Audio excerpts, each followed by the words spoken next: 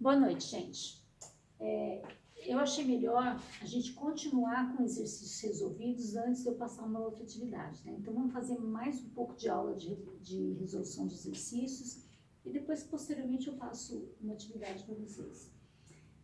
Nessa resolução de exercícios, eu vou resolver uns dois e depois eu vou deixar alguns, pelo menos, eu vou deixar engatilhado para vocês terminarem e tentarem estudar. Então, vamos lá. Uma barra de aço tem diâmetro de 40 milímetros, mede 1,3 metros e o material do qual ele é feito tem módulo de deformação transversal de 80 gigapascal. A barra está submetida a um torque agindo na extremidade. Então, é uma barra circular com torque na extremidade, tá bom? São dois itens, tá? O primeiro item, se o torque que está sendo aplicado é de 340 newton vezes metro, determine a tensão de cisalhamento máxima e o deslocamento angular que essa barra vai sofrer. Bom, então lembrando da fórmula que a gente já deduziu para vocês. A tensão de cisalhamento máxima é o torque vezes a distância, que no caso aqui vai ser o raio, dividido pelo momento de inércia polar do caso da barra que é circular. Então, vamos substituir o que a gente conhece. O torque é de 340, que foi dado aqui no enunciado. O raio da peça é de 20 milímetros, 0,02 metros. O momento de inércia polar da circunferência, lembra que o momento de inércia polar é o ix somado ao y. Como é uma circunferência, o ix é igual ao y, π raio a quarta sobre 4. Quando eu somo os dois, π raio a quarta sobre 2. É o momento de inércia polar da circunferência.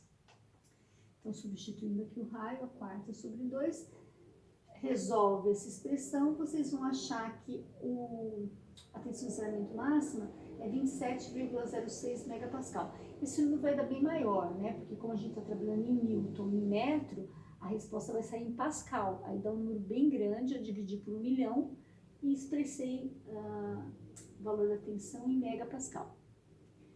Bom, deslocamento angular é o torque vezes o comprimento da barra dividido pelo momento de inércia polar e o modo de deformação transversal. Nós conhecemos todos os valores. Torque 340, comprimento 1,3, momento de inércia polar, a gente já usou ele aqui em cima, e o modo de deformação transversal que foi dado 80 GB. Aqui eu entro em giga 10 a nona, porque isso aqui está em newton, então eu posso usar aqui em giga mesmo.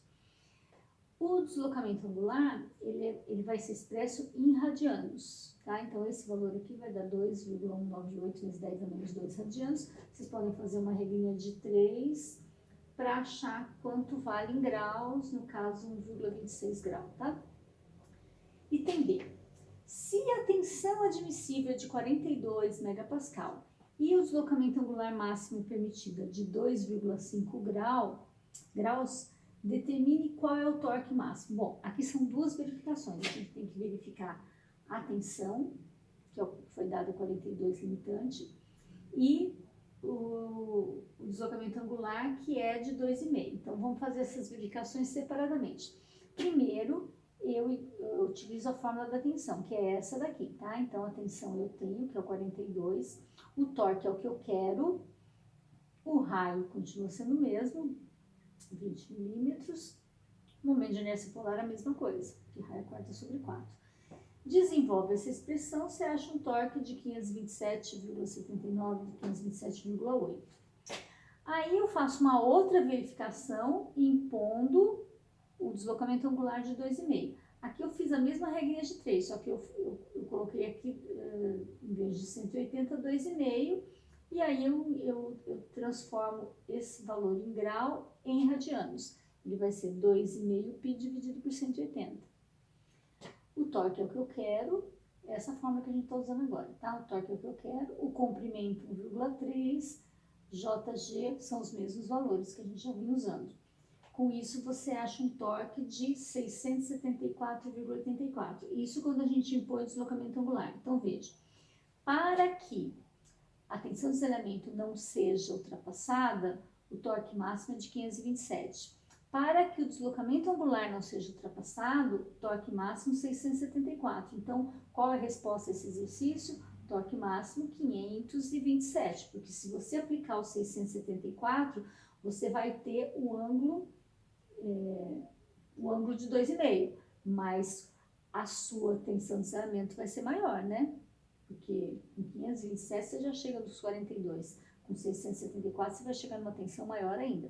Então, nesse caso, o fator limitante é a tensão de saneamento e o meu torque máximo vai ser de 527,79.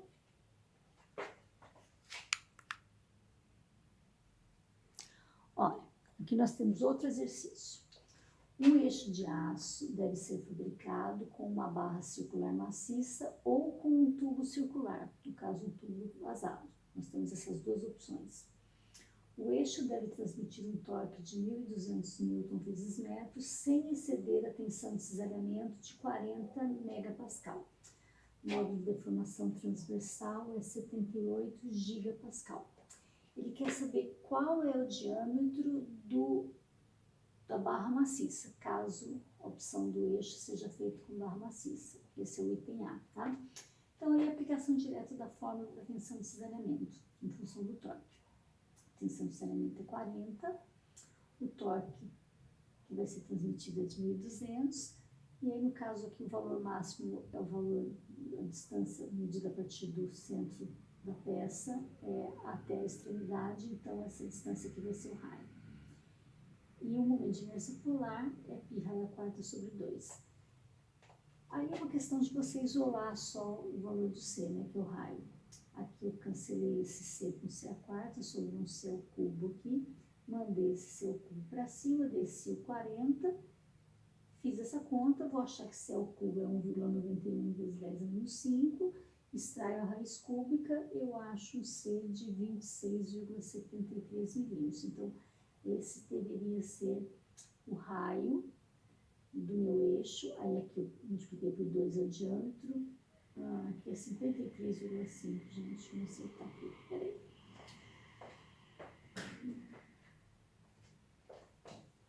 Vamos lá.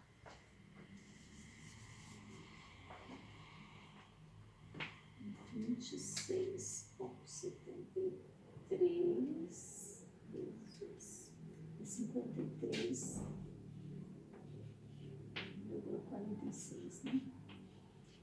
53,5. Me confundindo aqui nas dimensões. Milímetros. Diâmetro, tá? Achou o raio, só multiplicar por 2.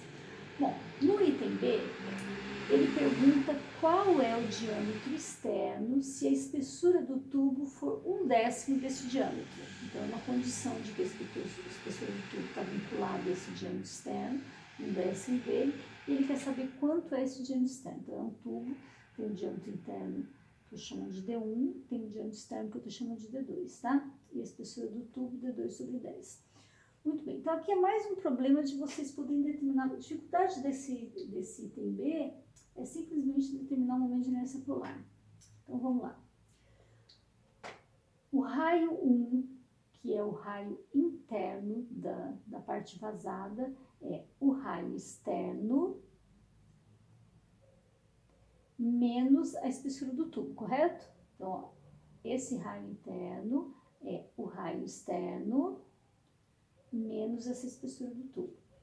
A espessura do tubo, eu sei que ela é o diâmetro externo dividido por 10, diâmetro é 2 vezes o raio, então, na verdade, para deixar tudo em função do raio, né, porque a gente está trabalhando com raio.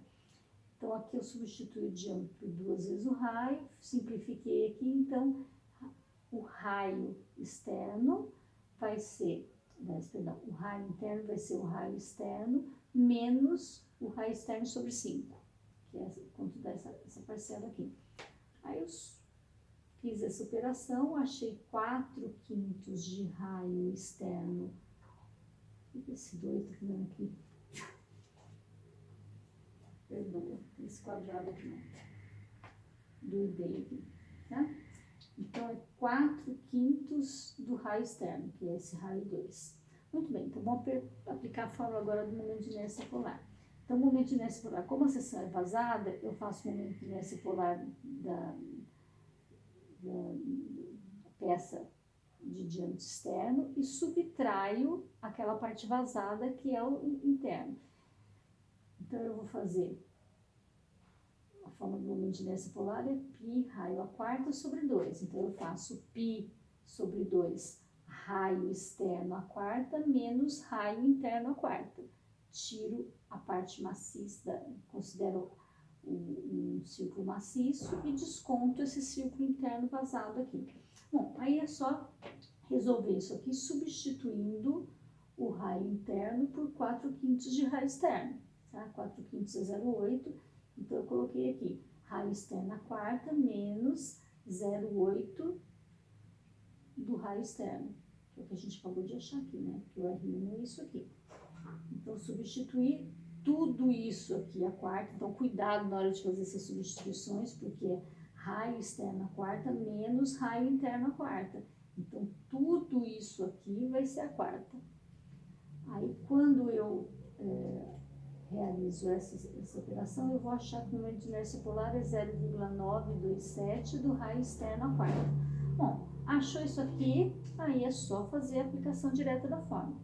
O torque é os 1.200 que eu já tinha, o raio externo é o que eu quero determinar, o momento de inércia polar a gente determinou aqui, 0,927. E é só fazer o que a gente já tinha feito aqui na parte de cima, né?